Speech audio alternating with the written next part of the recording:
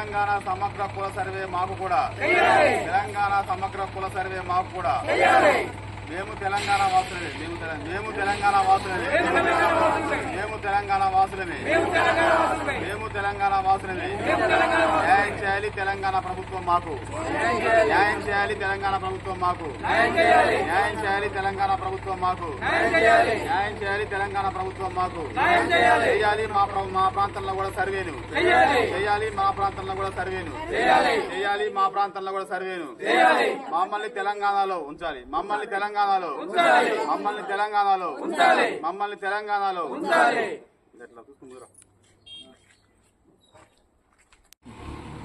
ఈరోజు తెలంగాణ రాష్ట్రంలో ముఖ్యమంత్రి రేవంత్ రెడ్డి గారు ఈ రాష్ట్ర ప్రజలందరినీ కూడా కులగణన చేయాలి, సర్వే చేయాలి, వారికి ఉన్నటువంటి వస్తువులు ఏంటి, వాళ్ళకు ఉన్న వ్యవహారం ఏంటి తెలుసుకోవడం కోసం ఒక సమగ్ర సర్వే లెక్క సమగ్ర రాజకీయ ఆర్థిక కులగణన సర్వే పెట్టారు. మరి గతంలో అనేక ప్రభుత్వాలు చేసినప్పటికీ గతంలో తెలంగాణ కుటుంబ సర్వే కూడా జరిగింది. కాకపోతే భద్రాచలం పట్టణం 19వ వార్డు జగదీష్ కాలనీ చివరి బజార్లో ఒక సమస్య దాదాపు రాష్ట్రం విడిపోయిన కాంచి తీవ్రంగా బాధిస్తూ ఉంది. ఇప్పుడు కక్కలేక బెంగలేక ఈ ప్రాంతంలో ఉన్నటువంటి ఒక 40 కుటుంబాలు ఈ చివరి బజార్లో ఉన్న ప్రజలు ఇబ్బంది పడతా ఉన్నారు. కారణం ఏమిటంటే ఈనాడు వీళ్ళకు ఉన్నటువంటి ఓట్లు తెలంగాణలో ఉన్నాయి, ఆధార్ కార్డు తెలంగాణలో ఉంది, రేషన్ కార్డు తెలంగాణలో ఉంది, మన ఎన్నికల్లో ఓటు కూడా తెలంగాణకి వేశారు, ఎంపీటీసీ వార్డు మెంబర్ ఎలక్షన్ తెలంగాణలో ఉన్నాయి. ఆఖరికి తెలంగాణ ప్రభుత్వం ఇస్తున్న గృహజ్యోతి పథకం కూడా అమలు అవుతా ఉంది. ఇందిరమ్మ ఇండ్లు గతంలో వచ్చాయి. అదేవిధంగా మన స్టోర్లో బియ్యం తీసుకుంటా ఉన్నారు. తెలంగాణ ఆరోగ్యశ్రీ కార్డులు ఉన్నాయి. అన్ని రకాలుగా తెలంగాణతో అన్ని సంబంధాలు ఉన్నప్పటికీ కూడా ఈరోజు ఇది ఆంధ్రాలో ఉంది, ఈ చివరి ప్రాంతం ఆంధ్రాలోకి పోయిందని ఒక ఉద్దేశంతో ఇలా ప్రజలకు సర్వే చేయకుండా ఆపుతున్నారు. ఇలా తెలంగాణ ప్రభుత్వం ఏం చెప్తా ఉంది అంటే ఇలా ఆ సర్వే ఆధారంగానే భవిష్యత్తులో అన్ని పథకాలు వస్తా ఉన్నారు. ఇటు పక్కపోతే వెనక వాళ్ళేమో ఆంధ్ర వాళ్ళు ఏమంటారంటే అక్కడ మీకు వెనక వాళ్ళ ఇంటి వెనక దగ్గర కాలువ తీసాము, ఆ కాలువ తీయడం వల్ల కాలువ అవతలకే మాకు ఆంధ్ర యువతల తెలంగాణ అని వాళ్ళు అంటారు. అంటే ఇటు తెలంగాణ వాళ్ళు ఇంటి పనులు తీసుకోవట్లేదు, తెలంగాణ వాళ్ళు సర్వే చేయట్లేదు, కానీ తెలంగాణ కరెంటే వస్తుంది.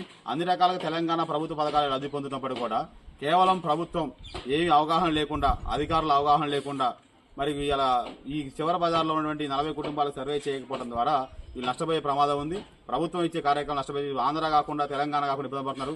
వీళ్ళు మొదటి నుంచి కూడా ఈ ప్రాంతంలో ఉండి ఇటే ఉంటాం, మొర్రో మాకు వెనకమాల కాలువ తీశారు, ఆ కాలువ అవతల నుంచి ఆంధ్ర మేము తెలంగాణలో ఉన్నామన్నా కూడా ఎవరు వినకుండా కనీసం ఇబ్బంది పెడుతున్నారు. కాబట్టి ఇలా అధికారులు సమన్వయం చేసుకొని న్యాయం చేయాలి. ఎందుకంటే ఇలా సమగ్ర కుటుంబ సర్వేలో సమగ్ర కులగణన సర్వేలో పేర్లు నమోదు కాకపోతే భవిష్యత్తులో పథకాలు రావు. ఆంధ్రాలో పోదామంటే పోయే పరిస్థితి లేదు.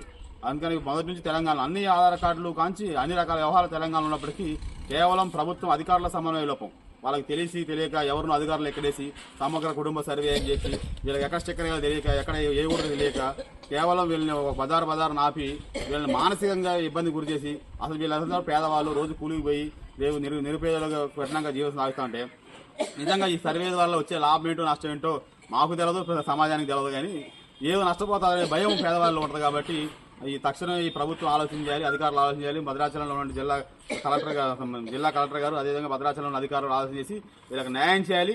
లేని పక్షంలో ఈ జగదీష్ కాలనీలో కూడా ఏ ఒక్క అధికారి సర్వేకి వచ్చినా అందరిని అడ్డుకొని ఈ సర్వే వీళ్ళకు జరిగేందుకు మా పార్టీగా బీఆర్ఎస్ పార్టీగా మేము డిమాండ్ చేస్తాము. దీన్ని న్యాయం చేసి కోరుతా ఉన్నాం.